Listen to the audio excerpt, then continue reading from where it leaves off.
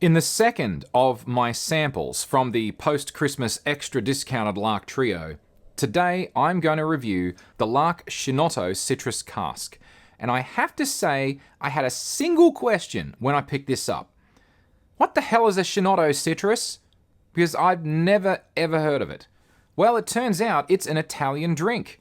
Never been to Italy, so obviously. So, well, let's see what maturing whiskey in a cask seasoned with a soft drink kind of does to a whiskey. Shall we?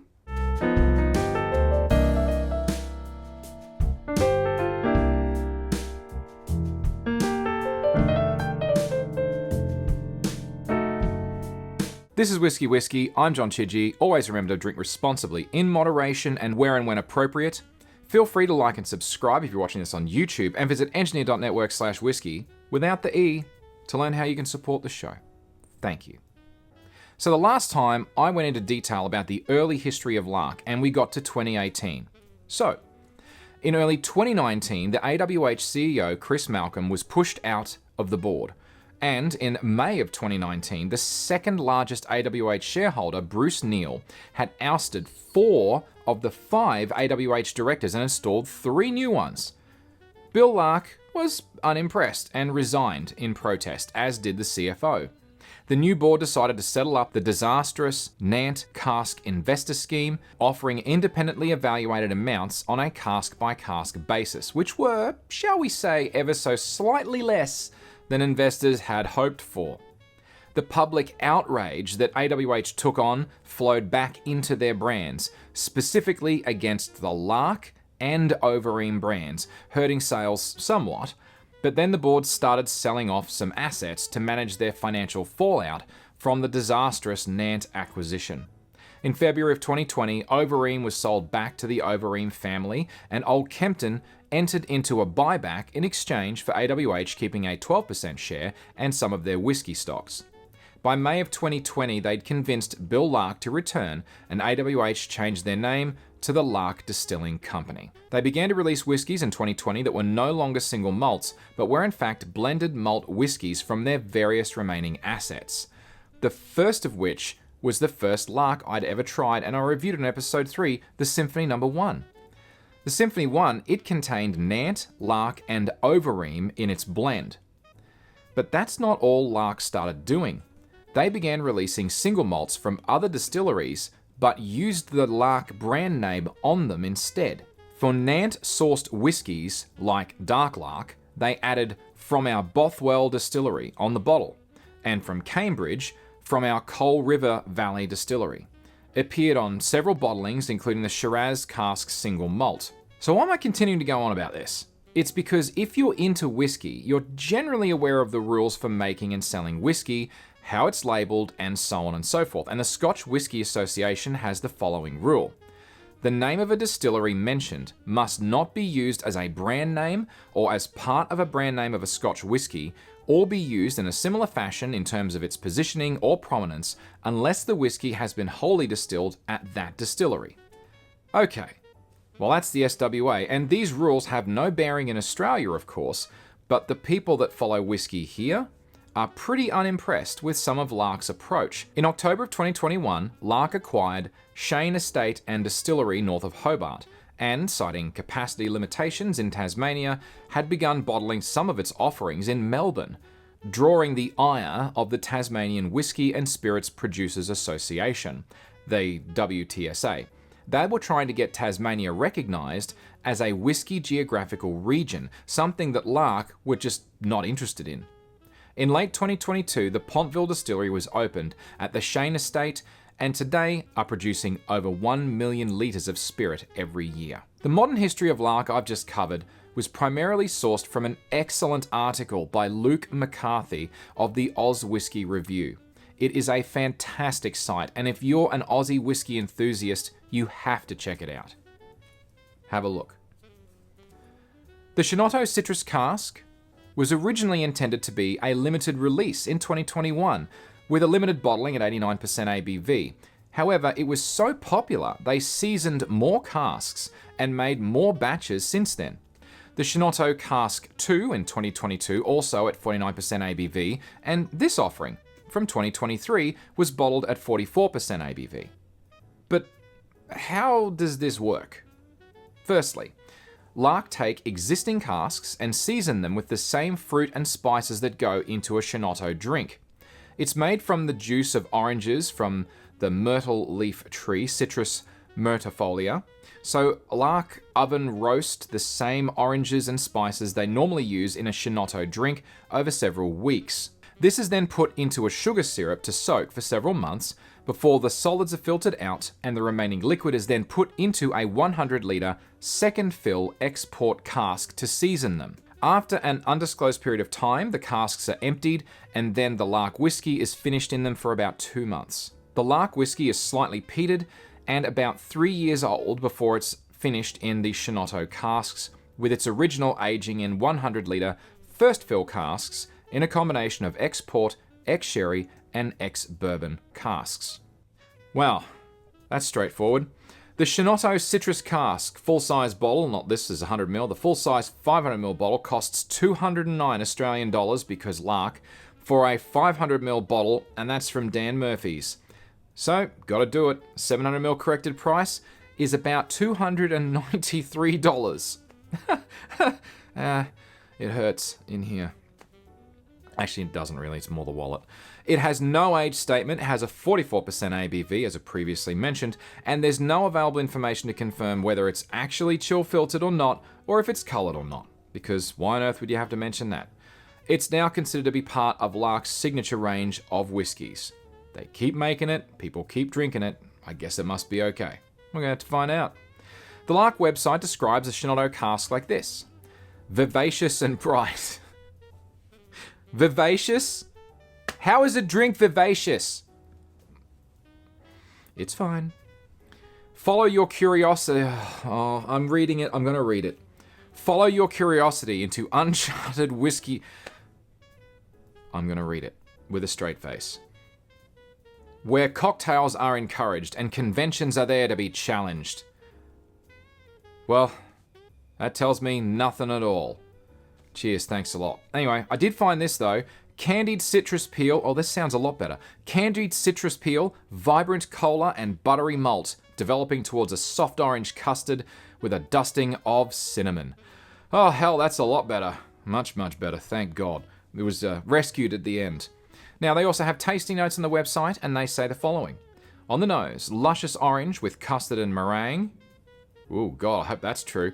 Palate, candied citrus peels, vibrant cola, and buttery malt, developing towards soft orange custard with a dusting of cinnamon.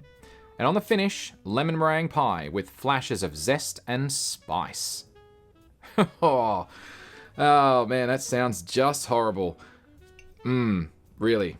Okay, the last one had a really cool high-pitched pop. Ooh, there it is. High-pitched pop. These little casks are so cute. I mean casks. I said casks. A little bit more. Not casks. I mean the cork. Oh, and the bottle.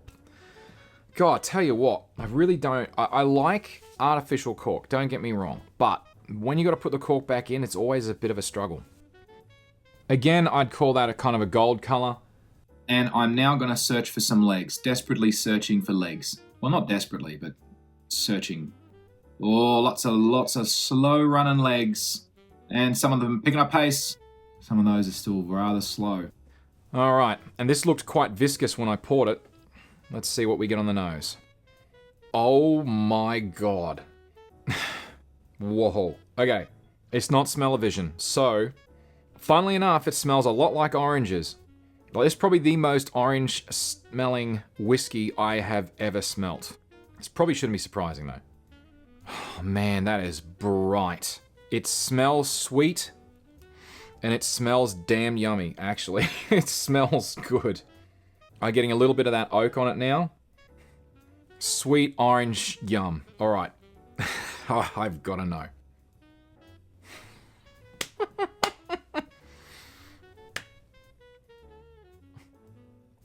Oh, yes, that's a home run.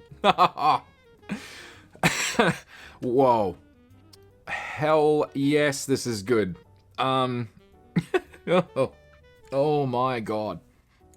Oh, that is buttery, oily. That is a heavenly mouthfeel. Oh, God. I thought this was going to be nice. I didn't expect it to be this nice. Oh my God. Okay. That mouthfeel is amazing. Mouthfeel is amazing. The finish on it, I get a beautiful orange waft on the back of my palate as I'm breathing out. I can smell it. I can taste it. I mean, I have no idea if Chinotto is actually a decent drink or not, but I do like what it's done to the whiskey.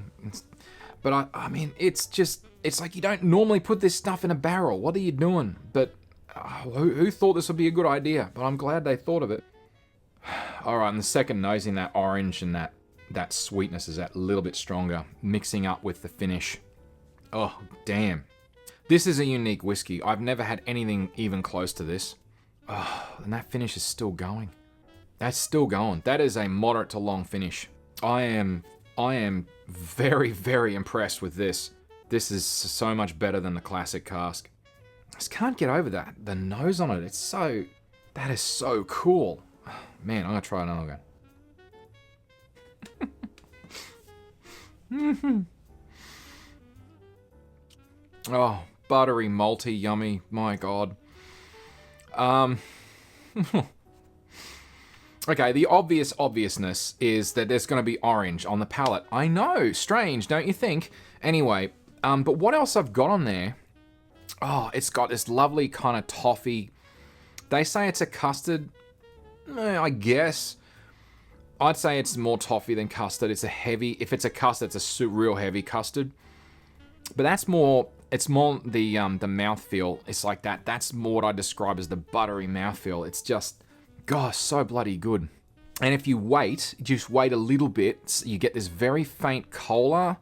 You know, again, it's like a similar to the Equinox, the Amberlane Equinox. It's kind of like this cola, it's like a cola from a cordial. You know, like an old school cordial. And it's not as strong as the Equinox cordial is. Cola cordial. It's kind of. And it's a nice touch, you know? It's a nice touch. God damn, this is good. Oh man, I'm crying on the inside of how much I know this costs. Oh boy, oh boy, oh boy. One last go at this. Oh, I get the cinnamon now. I can get that cinnamon. Man, and that finish is still going. That is a moderate to long finish. It's not quite the longest finish on a whiskey I've ever had, but it's up there. That is impressive as hell. Damn, that is just, wow. All right. Okay, John. Okay. Must rate this baby. It is ever so slightly costly. It is a 3 for cost. In the adjusted cost is almost a 4. Ugh, damn. But you know what? The quality on this is, I don't have to think about it for a second. This is a 4. This is a solid 4. It's not a low 4. This is a solid 4. It's even tending... Oh, no. It's a solid 4. I'm not quite sure it's quite enough to be a high 4 because it's like the flavor on it. Like the palate is... Okay, this is going to sound weird. Yes, I love it. Yes, the taste is amazing. It is unlike anything I've ever had before, and I really, really enjoy it. The mouthfeel is gorgeous, but you know what? It is not complex. It is what it says on the tin, but I tell you what, it delivers on what it says on the tin. This is so bloody good, but you can't peel it apart. It's not... You can tell it's not a well-aged... It's not a complex whiskey. There are far more complex whiskeys out there for the money. But I tell you what, damn, this is still bloody good. But the price is what kills it. It kills it. And it's a shame, because I really like it. So, for a cost of 3 and a quality of 4, it is a yellow. You know, a few bottles in this category for something different. If you can grab this on a good deal, damn it, do it. Keep it for a nice special occasion because of the price. But oh my God, Lark, this is something else. And I don't know who the hell came up with the idea of putting a Chinotto drink in a cask to season it and then to try this. But this is some kind of mad scientist stuff that has really paid off. thanks for doing it. I appreciate you very much. And even though it's expensive, my spidey sense tingling says I'm probably going to get one of these, and my wallet is starting to cry already. Someday in the future, I'm going to put a pin in that. And with that, cheers. Thank you, Lark. Thank you, Chinotto Cask. Oh my. Oh my, indeed. See you next time.